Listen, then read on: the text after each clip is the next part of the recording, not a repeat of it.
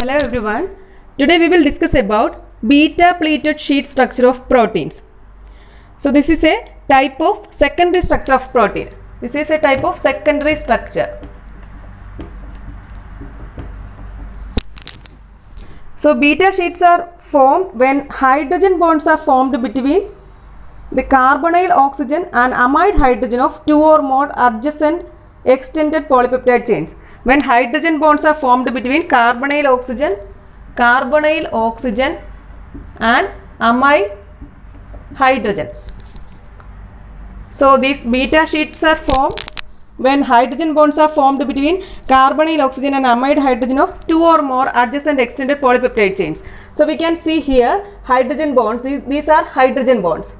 These hydrogen bonds are formed between this carbonyl O and amide hydrogen. Thus the hydrogen bonding in beta pleated sheet is interchain. Interchain hydrogen bonding is present in beta sheet. Beta pleated sheet is otherwise called as beta sheet.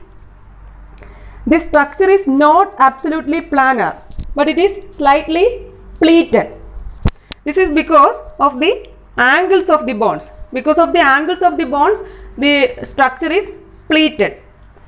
The adjacent chains in beta pleat sheet structure are either parallel or anti-parallel. It depends on whether the amino to carbonyl peptide linkage of the chains runs in the same or opposite direction. So in this case, this chain 1 and chain 2 are there. This is anti-parallel. Anti-parallel because the amino to carbonyl end.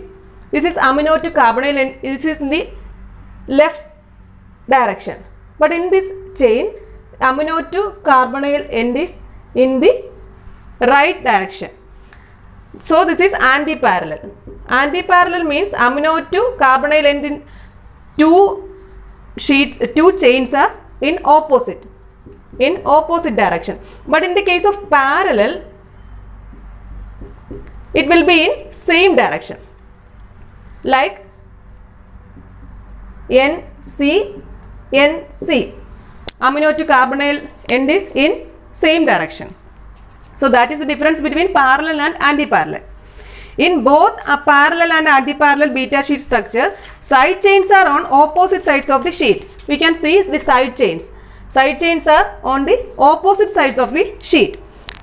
So generally, glycine, serine and alanine are most common to form beta sheet.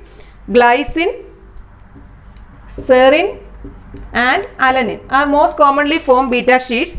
Proline occurs in beta pleated sheet, although it tends to disrupt the sheets.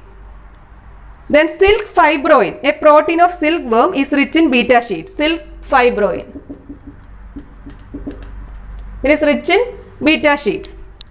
So this is about beta pleated sheet structure. This is today's topic. Thank you for watching.